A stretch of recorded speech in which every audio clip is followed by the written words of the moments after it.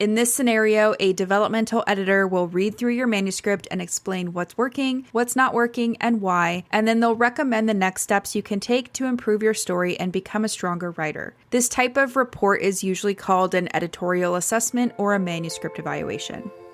Welcome to the Fiction Writing Made Easy podcast. My name is Savannah Gilbo, and I'm here to help you write a story that works. I want to prove to you that writing a novel doesn't have to be overwhelming. So each week, I'll bring you a brand new episode with simple, actionable, and step-by-step strategies that you can implement in your writing right away. So whether you're brand new to writing or more of a seasoned author looking to improve your craft, this podcast is for you. So pick up a pen and let's get started. In today's episode, we're going to talk about the different types of book editors and how to know when you need to work with each different type of editor. And I wanted to tackle this topic today because A, this is something I get asked all the time. B, every book needs editing no matter what kind of story you're writing. And C, working with an experienced editor is one of the best investments you can make for your book and for your writing career. So once you've decided to work with a professional editor, how do you know which type of editor you need? And then how do you know when you need to work with that type of editor? Well, the answer depends on where you're currently at in the writing process. You need to work with the type of editor who is going to give you the right kind of feedback and help for where you're currently at and where you want to go next. So let's dig into what each different type of editor does, and as we go through them, I'll explain when the best time to work with each type of editor is. Okay, let's dive in, starting with a developmental editor.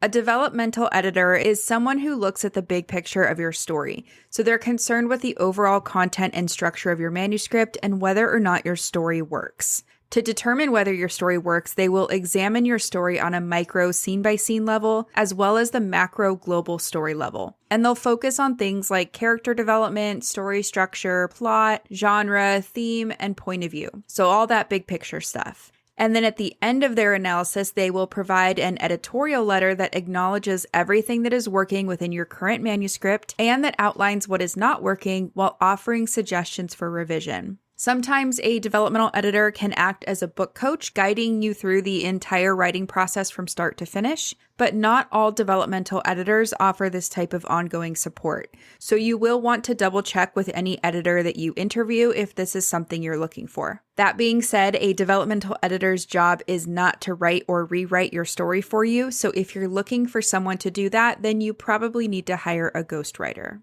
So let's talk about when you should work with a developmental editor. And there are really 3 different times in the writing process that a developmental editor's help could be really beneficial to you. So first, you can work with a developmental editor when you have a new idea for a story, but you don't actually know how to go about writing it. In this scenario, a developmental editor can help you plan and outline your story, as well as guide you through the writing process on a scene-by-scene basis. These days, this type of ongoing support is often called book coaching. So again, if you're looking for a book coach and you're interviewing developmental editors, just double check that they do offer this type of service. You can also work with a developmental editor if you get stuck in the middle of a draft and if you can't figure out how to move forward. So in this scenario, a developmental editor can give you prescriptive and actionable feedback to help you get back on track and moving forward again with your work in progress. A book coach can also help you at this stage as well. And finally, you can work with a developmental editor when you have a finished or nearly finished draft. In this scenario, a developmental editor will read through your manuscript and explain what's working, what's not working, and why, and then they'll recommend the next steps you can take to improve your story and become a stronger writer. This type of report is usually called an editorial assessment or a manuscript evaluation.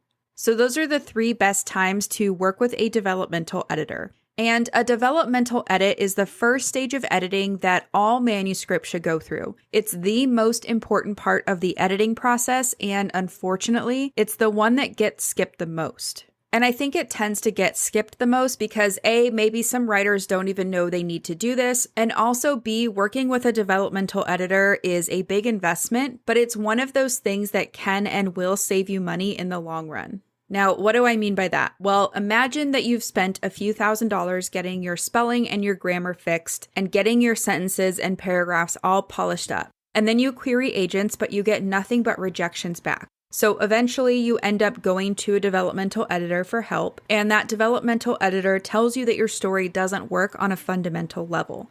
So then you have to rewrite and change all of those polished sentences and paragraphs, and this is a very painful process. I've seen it happen to writers so many times, and it's always so frustrating because they wish that they had just started out with a developmental edit. So yes, getting a manuscript evaluation or working with a developmental editor will require an investment, but trust me, it will save you time, money, and energy in the long run. So the key point here is that you do want to make sure your story works and that all of those big picture questions are answered before you get your words polished by a line editor or a copy editor. So speaking of line editors, that's the next type of editor we're going to talk about. A line editor is someone who focuses on the way that you use language to communicate your story to the reader. So they're going to go through your manuscript line by line to make sure the voice and style of writing are consistent, and they'll focus on things like awkward phrasing, unnecessary repetition, telling versus showing, passive voice, dialogue, point of view, and many other things. They might also suggest cutting or moving sentences or paragraphs, and they can even look for and flag any inconsistencies in your characters, settings, and your story's timeline as well. And a really great line editor can do all of this while preserving the meaning, tone, and voice of your original text. So just to be super clear, it's not the job of a line editor to provide you with an overall analysis of the quality, structure, or pacing of your story. Remember, that's what a developmental editor is for. So before you send your manuscript to a line editor, make sure your story works and delivers on your target reader's expectations. And then once you've gone through a line edit and made all of the necessary changes to your story, that's when you can reach out to a copy editor to tackle the next phase of story issues. So a copy editor is someone who focuses on spelling, grammar, and punctuation. They will address commonly confused words as well as ensure consistency with capitalization, hyphenation, and numerals and things like that. This is often the last edit you will work through before your manuscript gets sent to publication, whether you're indie publishing or traditional publishing. Now, not all editors provide copy editing services. This is a common misconception I come across all the time in the writing community. Copy editing is its own skill, and in an ideal world, you would want to work through each phase of editing with an editor who specializes in that particular skill set. Since you will likely pay for your copy edits by word or page count, I recommend getting your line edits done before you move on to copy edits. You will not only have a stronger, more cohesive draft to send your copy editor, but you'll save money by having less words or pages to copy edit as well. So those are the three main types of editors, but I often see confusion in the writing community around proofreaders, beta readers, and acquisition editors. So let's go through those really quickly here as well. And we're going to start with proofreaders. So a proofreader is someone who looks at your book once it's been formatted for print or digital publication. They make sure that your copy editor's notes have made it into the final version or proof of your story, and that the layout and page numbers are correct and things like that.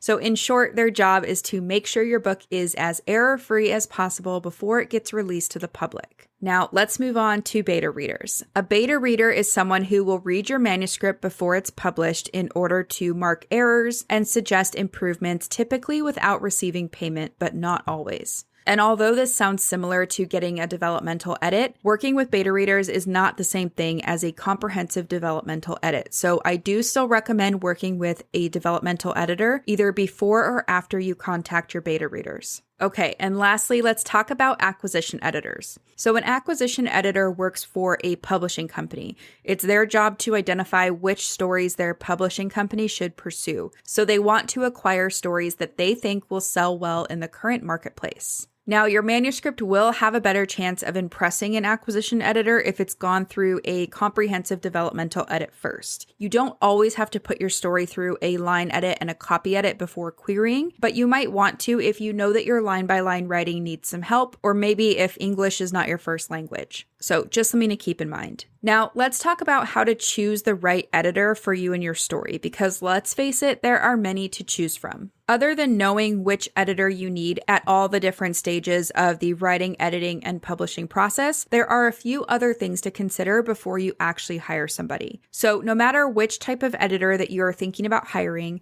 make sure you're both clear on exactly what that editor will be providing. And don't be afraid to ask questions to get to know the editor before committing to hiring them. I'll give you a list of questions here in a second. But the other thing I want to mention is that before you start looking for editors to work with, I want you to consider what you're hoping to accomplish. So would you like to work with an editor on an ongoing basis or just get their feedback once?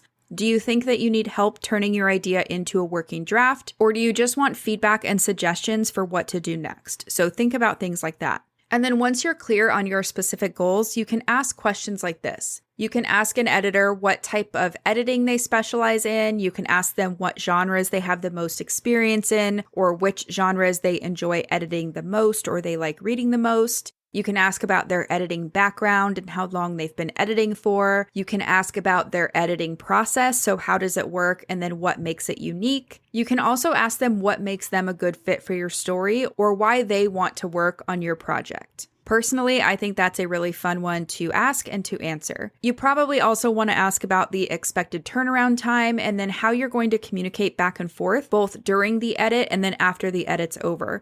So what happens once the edit's done? Are you still going to be able to ask questions, or is that kind of the end of your relationship there? You can also ask to see testimonials from previous clients if you think this will help you make your decision too. And some editors even offer free samples so you can get a sense of their style and or the type of editing that they'll be providing as well. And the reason I suggest asking all of these questions is that A, it will help you weed through which editors are right for you and which ones are not. But also I want you to keep in mind that some editors do provide all levels of editing, while others specialize in the style or depth of editing they do.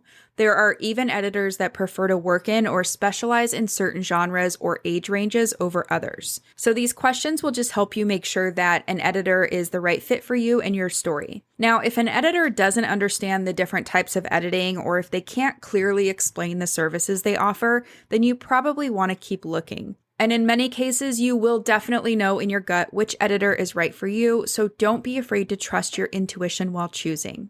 So that's it for this episode. Let's do a really quick recap before I let you go. Key point number 1 is that there are 3 main types of edits that you'll want to take your story through. The first one is a big picture developmental edit, so this will help you determine if the overall content and structure of your story works or not. After that, you can move on to a line edit, which helps make sure the voice and style of your writing are consistent, and really all your sentences and paragraphs are the best they can be. Once you're done with that, you'll move on to a copy edit, so this is where you'll go through spelling, grammar, punctuation, and things like that. Key point number 2 is that working with beta readers is a great option for many writers, but it is not the same as going through a comprehensive developmental edit. So I do still recommend working with a developmental editor before or after you contact beta readers. And finally, key point number 3 is that no matter which type of editor you're hiring, make sure that you're both clear on exactly what that editor will be providing. And don't be afraid to ask questions to get to know the editor before you commit to hiring them. In many cases, I really do believe that you can trust your gut when choosing the right editor for you, so don't be afraid to trust your intuition when choosing someone to work with. And finally, I just want to mention that a great editor is someone who shares your goal of making your story the best it can be. In most cases, your editor will want to do whatever they can to help you execute your vision, so try to think of them as a part of your team. Doing so will not only make the process more enjoyable, but it will also be easier to accept their feedback when it does come through as well. Like I mentioned earlier, working with an experienced editor is one of the best investments you can make for your book and your writing career. If you approach the editing process with an open mind and a willingness to learn, you will fast track yourself to becoming a better writer. So that's it for today's show. As always, I want to thank you so much for tuning in and showing your support. If you want to check out any of the links I mentioned in this episode, you can find them over at savannahgilbo.com/podcast. And if you haven't done so already, make sure you subscribe to the show because there's going to be another brand new episode coming out next week. If you're an Apple user, I'd really appreciate it if you took a few seconds to leave a quick rating and review. Your ratings and reviews tell iTunes that this is a podcast that's worth listening to. And in turn, that helps this show get in front of more fiction writers just like you. So that's it for today's show. I'll be back next week with a brand new episode. Until then, happy writing.